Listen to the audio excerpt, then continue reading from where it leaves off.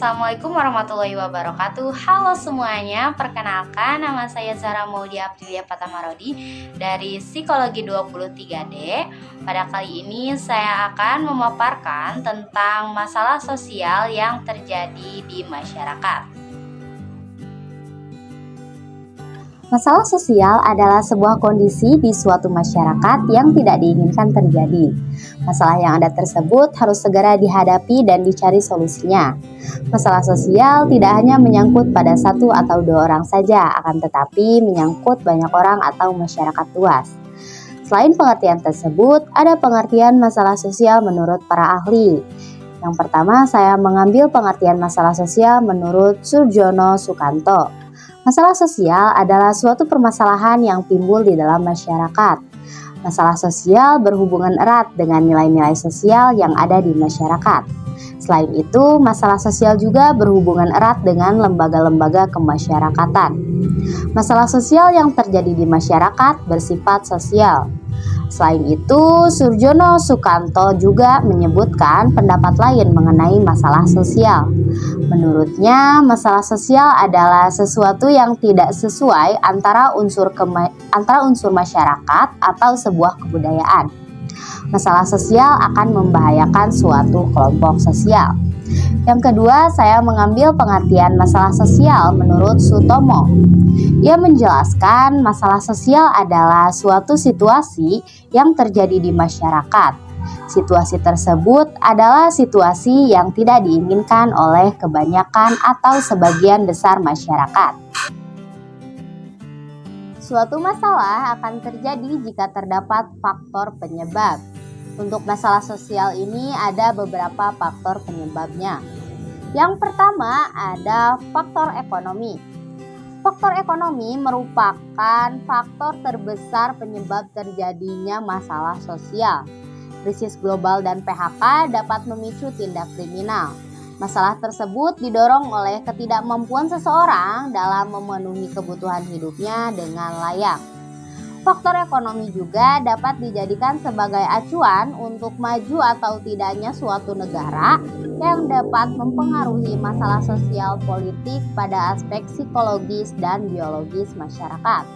Yang kedua ada faktor budaya. Masalah sosial yang disebabkan oleh faktor budaya dipicu karena adanya ketidaksesuaian pelaksanaan norma dan kepentingan sosial akibat adanya proses perubahan sosial dan pola masyarakat yang heterogen atau multikultural. Contohnya yaitu ada seperti kenakalan remaja, konflik antar suku, diskriminasi gender, pernikahan dini, dan bahkan pengakuan hak milik kebudayaan lintas negara. Yang ketiga ada faktor biologis. Masalah ini dapat timbul akibat adanya ketidaksesuaian keadaan lingkungan yang berpotensi menimbulkan ketidakstabilan kondisi biologis masyarakat, seperti adanya wabah penyakit menular, virus penyakit baru, dan makanan beracun. Selain itu, ada juga permasalahan penyakit menular atau kurang gizi. Hal ini bisa terjadi karena kurangnya fasilitas-fasilitas kesehatan yang layak dan dapat juga karena kondisi ekonomi maupun pendidikan masyarakat yang tidak mencukupi. Yang terakhir ada faktor psikologis.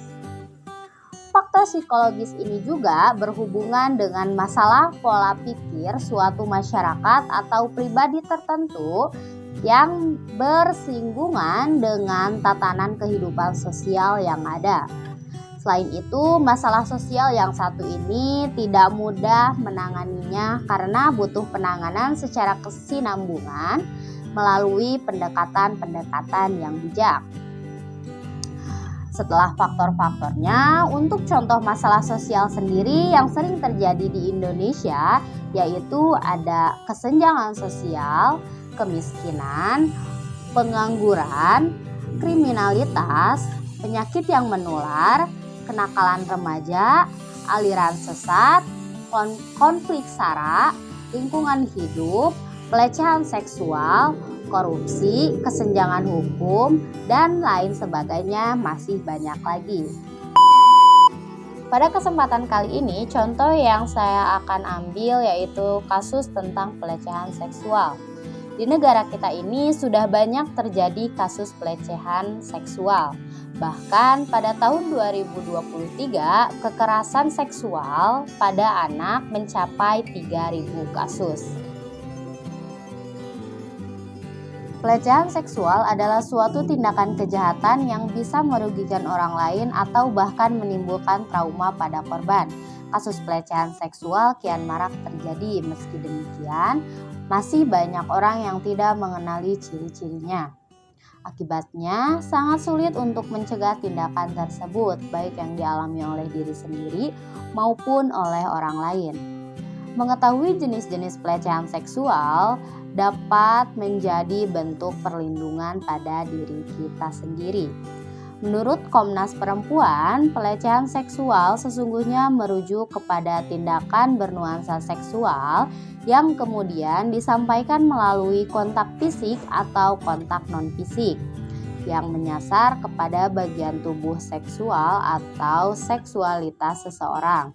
Tindakan ini sendiri termasuk siulan, main mata, komentar, maupun ucapan yang bernuansa seksual, mempertunjukkan materi-materi pornografi, keinginan seksual, celokan, atau sentuhan pada bagian tubuh, gerakan atau isyarat yang bersifat seksual sehingga kemudian mengakibatkan rasa tidak nyaman, tersinggung, atau merasa direndahkan martabatnya, dan mungkin hingga menyebabkan berbagai masalah kesehatan dan keselamatan. Pelecehan seksual sendiri bukan semata tentang seks. Inti dari masalah ini adalah penyalahgunaan kekuasaan juga otoritas, meskipun pelaku mungkin mencoba meyakinkan korban dan dirinya sendiri bahwa perilaku pelecehan yang ia lakukan sesungguhnya adalah ketertarikan seksual dan keinginan romantis semata. Namun, kebanyakan pelecehan seksual sendiri dilakukan oleh laki-laki terhadap perempuan. Selain itu, ada juga kasus pelecehan perempuan kepada laki-laki dan juga dengan sesama jenis, baik itu pada sesama laki-laki maupun sesama perempuan. Jika kamu merasa sedang menjadi korban pelecehan seksual, langkah yang harus dilakukan yaitu dengan memberitahu secara tegas kepada pelaku untuk berhenti melakukan hal tersebut. Tetapi jika memang sudah terjadi, bisa melakukan hal seperti bercerita kepada orang yang mungkin bisa dipercaya. Kemudian jika ada dokumentasi dan barang bukti, simpan agar ketika melapor bisa diproses dengan barang bukti tersebut.